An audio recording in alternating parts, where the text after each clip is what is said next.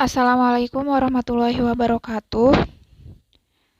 Kami dari kelompok 4 yang beranggotakan saya sendiri, Alfira Nur Azizah, dengan NIM 2151609 dan rekan saya yaitu Zida Kamila dengan NIM 2151314 akan menjelaskan karakteristik perkembangan anak usia sekolah. Sebelum kita masuk ke pembahasan inti, kita lebih baik terlebih dahulu mengetahui apa itu karakteristik. Karakteristik adalah tanda, ciri, atau fitur yang bisa digunakan sebagai identifikasi. Dilihat dari pengertian karakteristik, maka karakteristik perkembangan anak usia sekolah adalah ciri-ciri perkembangan yang dimiliki oleh anak usia sekolah. Mempelajari karakteristik perkembangan anak usia sekolah ini sangat penting apalagi untuk seorang pendidik, karena pendidik itu sangat berpengaruh bagi masa depan peserta didik. Apalagi di kurikulum sekarang, anak lebih dominan atau lebih banyak waktu di sekolah. Maka dari itu, perkembangan anak usia sekolah ini sangat bergantung pada pendidik ataupun lingkungan di sekolah.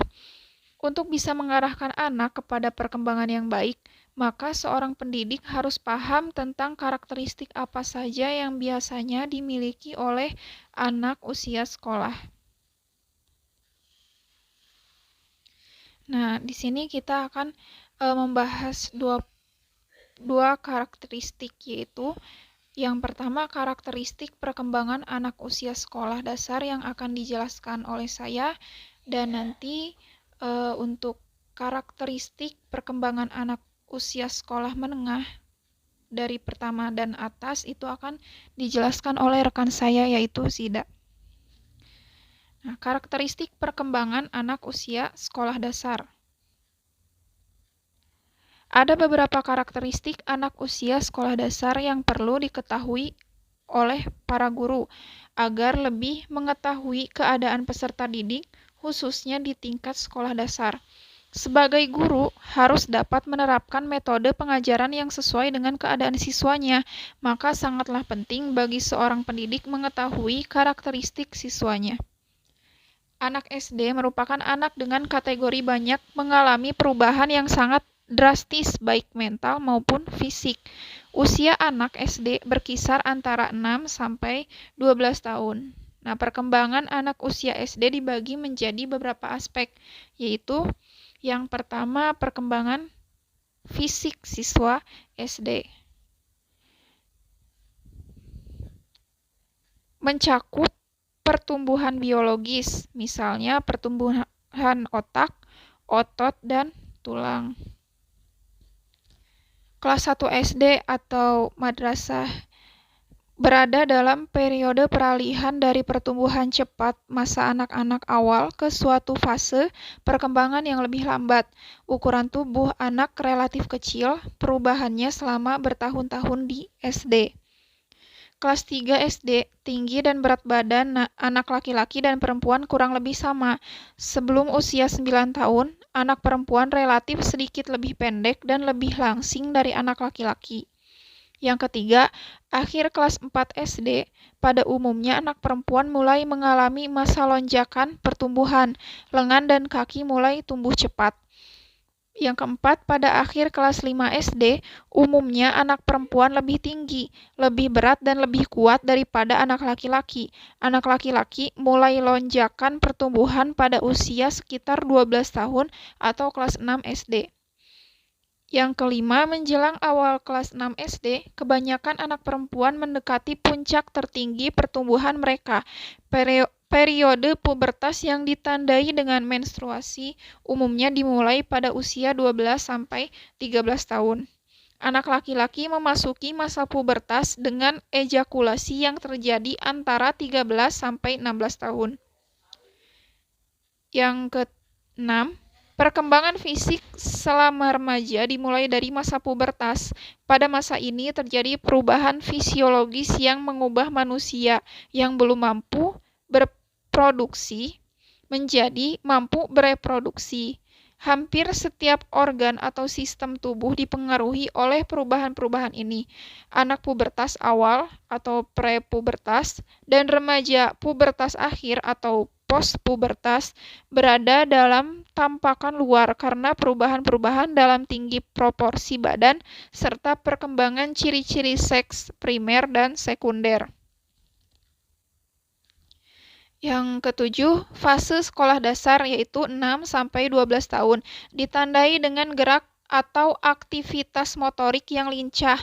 Karena itu, masa ini merupakan fase ideal untuk belajar keterampilan yang terkait motorik. Motorik dibagi menjadi dua, yaitu motorik kasar dan motorik halus. Motorik kasar misalnya berenang, bermain sepak bola, sedangkan motorik halus misalnya menggambar dan membuat kerajinan dari kertas. Nah, meskipun urutan kejadian pubertas itu umumnya sama untuk tiap orang, waktu terjadinya dan kecepatan berlangsungnya kejadian itu bervariasi. Rata-rata anak perempuan mengalami pubertas 1,5 hingga 2 tahun lebih cepat daripada laki-laki. Kecepatan perubahan itu juga bervariasi, ada yang perlu waktu 1,5 hingga 2 tahun untuk mencapai kematangan reproduksi, tetapi ada yang memerlukan waktu 6 tahun. Dengan adanya perbedaan-perbedaan ini, ada anak yang telah matang sebelum anak yang sama seusianya mulai mengalami pubertas. Begitupun dalam pertumbuhan fisik, setiap anak itu tentu saja bervariasi dan berbeda-beda. Ada anak yang memang sudah tinggi besar badannya dari awal masuk SD, dan pertumbuhan dari tahun ke tahunnya itu sangat cepat. Ada juga yang pertumbuhannya lambat atau sedang-sedang saja. Mengapa demikian? Tentu saja ada faktor yang mempengaruhi hal ini. Antara lain, disebabkan perbedaan gizi, lingkungan, perlakuan orang tua terhadap anak, kebiasaan hidup, dan lain-lain. Yang kedua, perkembangan intelektual siswa SD. Nah, pada saat TK, daya pikir anak masih imajinatif, berangan, dan berkhayal. Sedangkan pada usia SD, daya pikirnya sudah mulai rasional dan konkret. Menurut Piaget, tahap konkret ditandai dengan mengelompokkan benda berdasarkan ciri yang sama, menyusun atau menghubungkan angka-angka dan bilangan, dan memecahkan masalah-masalah sederhana. Setelah siswa memasuki kelas rendah di sekolah dasar, siswa mulai menampakkan rasa percaya diri dan ada juga yang telah bisa menampakkan rasa rendah diri. Pada fase ini, siswa akan memperlihatkan bahwa mereka adalah sosok orang yang dewasa. Siswa akan merasa bahwa mereka akan mampu mengerjakan tugas dengan sendiri. Maka tahapan ini juga dikenal dengan tahapan I can do it myself. Siswa yang telah menginjak kelas tinggi akan memiliki daya konsentrasi yang tinggi. Siswa akan mampu menyisihkan waktu lebih terhadap tugas yang mereka senangi dan mengerjakannya dengan sungguh-sungguh. Yang ketiga yaitu perkembangan bahasa siswa SD. Usia sekolah dasar merupakan masa pesatnya perkembangan kemampuan mengenal dan menguasai pembendaharaan kata. Pada awal masa ini, anak sudah menguasai sekitar 2.500 kata dan pada masa akhir, yaitu usia 11-12 tahun, telah menguasai sekitar 5.000 kata. Anak sudah gemar membaca atau mendengar cerita tentang petualangan atau cerita pahlawan. Makin banyak pertanyaan pada anak di fase ini dengan pertanyaan yang lebih kompleks. Yang keempat yaitu perkembangan emosi siswa SD. Di masa kelas 4, 5, dan 6, anak mulai menyadari jika pengungkapan emosi secara kasar tidaklah diterima atau disenangi. Oleh karena itu, anak mulai belajar mengendalikan dan mengontrol ekspresinya. Kemampuan tersebut diperoleh dari peniruan dan pembiasaan. Dalam proses peniruan, kemampuan orang tua dan guru dalam mengendalikan emosi sangatlah berpengaruh. Apabila yang ditiru emosinya stabil, maka anak akan cenderung stabil atau sehat. Begitupun sebaliknya, emosi stabil diantaranya wajah yang ceria, bergaul dengan teman, bergairah dalam belajar, mampu berkonsentrasi dan peka terhadap lingkungan. Perubahan sosial dalam emosional yang terjadi pada siswa kelas tinggi. Ketika siswa dilibatkan dalam sebuah kelompok akan memunculkan rasa bahwa diri mereka adalah sosok yang berharga. Ketika terjadinya penolakan dalam kelompok akan berdampak kepada permasalahan emosional yang lebih serius. Pada fase ini, siswa akan menghargai keberadaan teman daripada fase sebelumnya. Pada fase ini, siswa akan lebih menyukai keseragaman dalam berteman, contohnya pada pakaian yang digunakan. Siswa pada tahapan ini akan sangat menyukai pakaian yang seragam dengan temannya sebagai bentuk kesetiakawanan. Pada siswa kelas tinggi sudah mulai memasuki masa remaja. Salah satu tanda siswa memasuki masa remaja adalah mulainya siswa untuk melakukan reflektivitas. Reflektivitas yang dimaksud adalah dengan berpikir tentang apa yang terjadi di dalam benaknya dan melakukan pengkajian sendiri. Siswa akan berpikir mengenai kemungkinan yang terjadi. Siswa pada fase remaja ini akan mampu menyadari bahwa adanya perbedaan antara yang mereka pikirkan, rasakan, dan apa yang mereka laksanakan. Hal inilah yang membuat siswa mulai mempertimbangkan beberapa kemungkinan yang terjadi. Oleh sebab itu, siswa yang berada pada fase ini akan mudah merasa tidak puas dengan pencapaian diri sendiri. Siswa akan mengkritik diri sendiri dan melakukan perbandingan dengan siswa lainnya dan mencoba untuk memperbaiki perilakunya. Untuk materi selanjutnya akan disampaikan oleh rekan saya yaitu Zida Kamila. Baik, selanjutnya yaitu karakteristik perkembangan anak usia sekolah menengah pertama dan atas. Yang pertama, perkembangan fisik motorik. Pada umumnya, siswa sekolah menengah berada pada periode anak besar dan adolescensi. Dan dari kedua periode tersebut, itu dapat ditarik persamaan.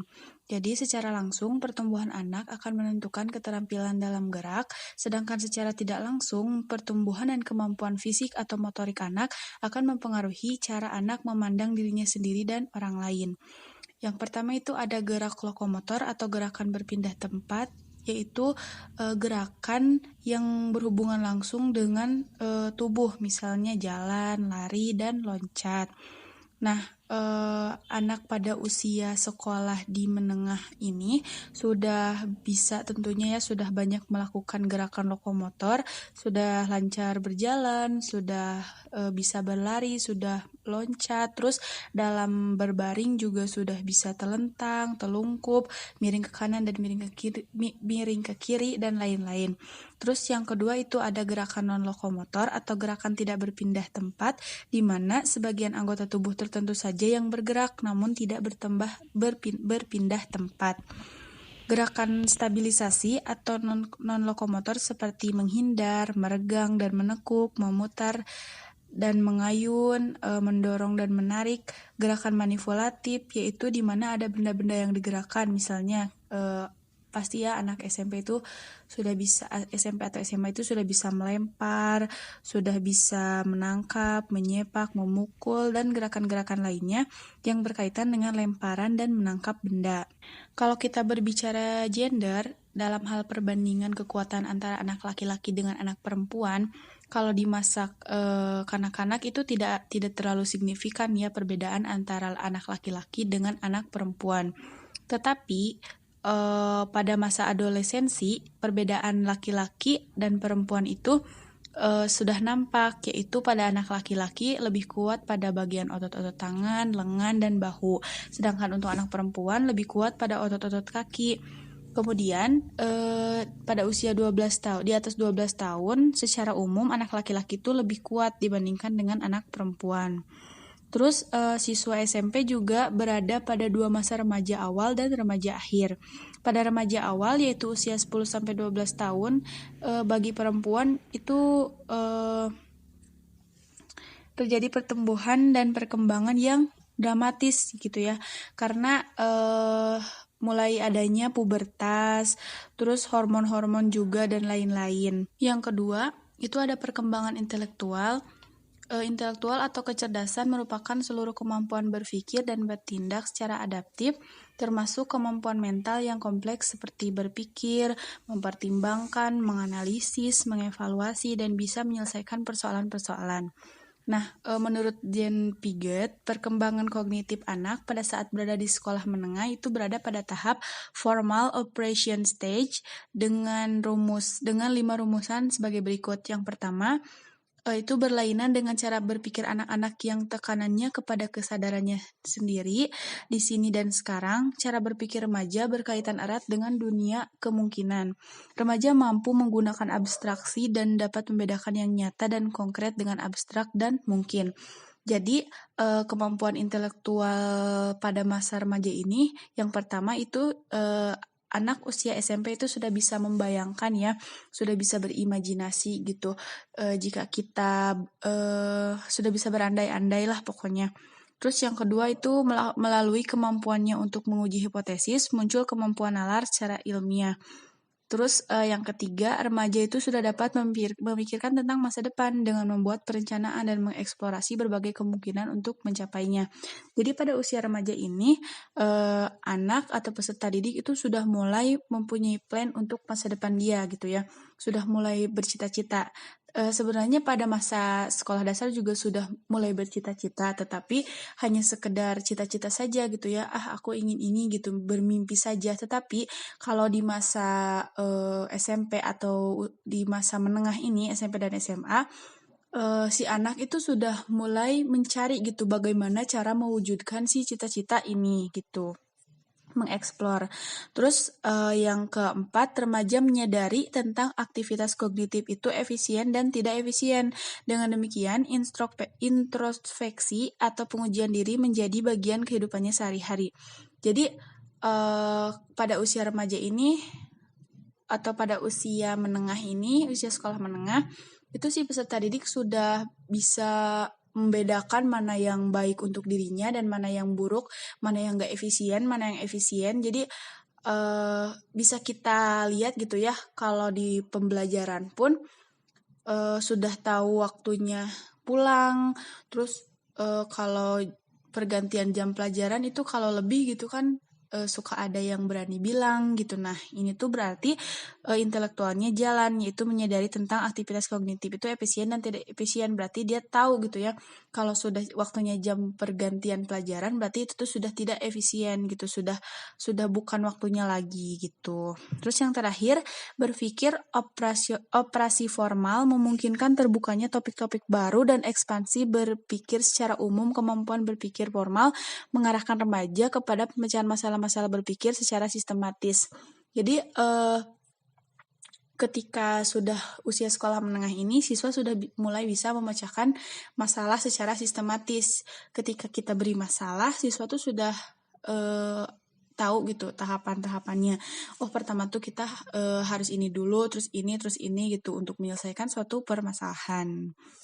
Selanjutnya, perkembangan bahasa. Pola bahasa yang dimiliki dan dikuasai anak adalah bahasa yang berkembang di dalam keluarga. Benar ya, yang disebut bahasa ibu. Jadi bahasa yang di usia sekolah menengah ini mengembangkan bahasa yang dibangun di dalam keluarga gitu. Perkembangan bahasa ibu itu dilengkapi dan diperkaya oleh bahasa masyarakat tempat mereka tinggal. Jadi selain bahasa ibu, selain bahasa di rumah, kita juga tentunya mempunyai lingkungan kan. Lingkungan juga mempunyai cara bahasa yang berbeda-beda gitu. Nah, itu mempengaruhi si anak. Jadi proses pembentukan kepribadian yang dihasilkan dari pergaulan dengan masyarakat sekitar itu akan memberi ciri khusus gitu dalam perilaku berbahasa. Terus pengaruh pergaulan dengan teman sebaya juga bisa mempengaruhi si bahasa gitu. Terus karakter bahasa yang biasa muncul dalam usia remaja SMA nih khususnya adalah sebagai berikut. Yang pertama itu lebih memantapkan diri pada bahasa asing tertentu yang dipilihnya. Jadi kalau sudah SMA itu tentunya kita sudah mengenal beberapa bahasa asing.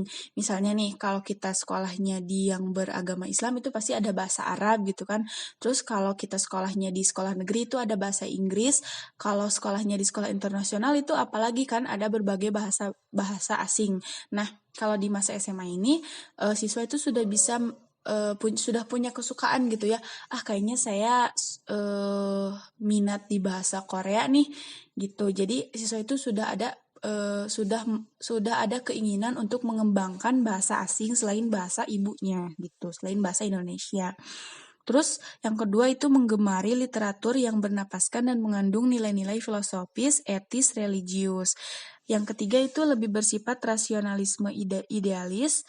Yang keempat sudah mampu mengoperasikan kaidah-kaidah logika formal disertai kemampuannya membuat generalisasi yang lebih bersifat konklusif dan komprehensif. Terus yang selanjutnya tercapainya titik puncak kedewasaan yang kemudian mungkin ada pertambahan yang sangat terbatas bagi yang terus bersekolah, bahkan mungkin menjadi mapan yang suatu saat menjalani deklinasi. Dan yang terakhir itu kecenderungan bakat tertentu mencapai titik puncak dan kemantapannya. Yang terakhir ada perkembangan emosi. Di masa usia sekolah menengah ini itu merupakan puncak emosionalitas, yaitu perkembangan emosi yang tinggi. Pertumbuhan fisik, terutama organ seksual ya, mempengaruhi perkembangan emosi dan dorongan baru yang dialami sebelumnya, seperti perasaan dewasa lah ya, perasaan suka, yang gitu-gitulah pokoknya. Terus pada usia remaja awal, perkembangan emosinya menunjukkan sifat yang sensitif dan reaktif yang sangat kuat terhadap berbagai peristiwa. Emosinya itu bersifat negatif dan temperamental. Jadi kalau di remaja-remaja awal nih, ketika kita apalagi di masa-masa pubertas gitu ya, pasti si siswa itu akan mudah tersinggung, terus mudah bertengkar dengan teman sebayanya. Pokoknya semuanya itu pakai emosi gitu ya, semuanya pakai perasaan kalau di remaja-remaja awal. Sedangkan remaja akhir itu sudah mampu mengendalikan emosinya. Terus sudah mulai matang gitu ya si emosionalnya itu. Tapi itu tuh mematangkan si emosi itu merupakan tahapan perkembangan yang sangat sulit karena tidak banyak gitu ya remaja-remaja yang remaja-remaja akhir atau di masa SMA yang tidak bisa mengendalikan emosinya, yang masih kekanak-kanakan lah istilahnya gitu. Proses pencapaiannya itu sangat dipengaruhi oleh kondisi sosioemosional atau lingkungannya gitu, terutama lingkungan keluarga dan kelompok teman sebaya. Bisa kita lihat aja ya, seperti kalau di keluarganya tuh kayak pendidikan emosinya kurang gitu ya, karena misalnya broken home atau apalah itu. Jadi si anaknya itu bakal mempengaruhi ke perkembangan emosi anak gitu. Jadi kesimpulannya, karakteristik perkembangan anak usia sekolah ini adalah karakteristik anak yang sudah memasuki usia sekolah, yaitu dari rentang umur 7 tahun hingga 19 tahun. Dibagi menjadi dua, yaitu karakteristik perkembangan anak usia sekolah dasar, yaitu 6-12 tahun, dan karakteristik perkembangan anak usia sekolah menengah, yaitu 13-19 tahun. Lalu, karakteristik perkembangan yang kedua adalah karakteristik perkembangan intelektual, yaitu perkembangan pemikiran dari anak usia sekolah. Karakteristik perkembangan yang ketiga adalah bahasa, dan yang karakteristik perkembangan usia sekolah yang terakhir adalah emosi atau perasaan. Sekian presentasi dari kelompok 4. Mohon maaf apabila dalam penyampaian kami masih banyak kurangnya, masih banyak salahnya. Kami mohon maaf yang sebesar-besarnya. Wassalamualaikum warahmatullahi wabarakatuh.